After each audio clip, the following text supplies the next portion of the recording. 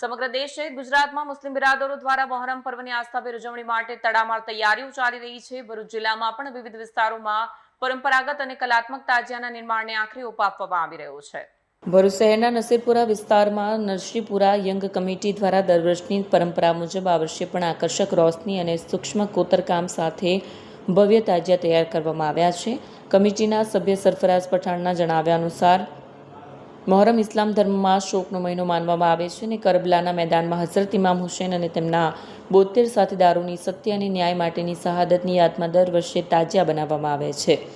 ચાંદ દેખાતા જ અંદાજે 1.5 થી 2 મહિના અગાઉથી બાળકો, યુવાનો અને વડીલોની સહભાગીતાથી તાજિયા બનાવવાની પ્રક્રિયા શરૂ થાય છે। મહોરમના પ્રથમ ચાંદથી કામ વધુ ઝડપ પકડે છે અને 7મા ચાંદ સુધી પૂર્ણ સ્વરૂપ આપવામાં આવે છે। નરસિંહપુરા યંગ કમિટીના સભ્યોએ આ પરંપરાને આગામી પેઢીઓ સુધી અવિરત ચાલુ રાખવાનો સંકલ્પ વ્યક્ત કર્યો છે। વિડીયો જર્નાલિસ્ટ વિરેન્દ્ર પાટીલ સાથે સત્ય ટીવી ન્યૂઝ ભરૂચ। अस्सलाम वालेकुम। અમે નરસિંહપુરા યંગ કમિટીમાંથી વાત કરીએ છીએ। અમારો આ મહોરમનો મહિનો સ્ટાર્ટ થાય છે તે પહેલા ચાંદથી સ્ટાર્ટ થાય છે। આજે 6ઠ્ઠો ચાંદ છે। અમે 7મા ચાંદ સુધી આ તાજીઓ કમ્પ્લીટ કરી નાખીએ છીએ।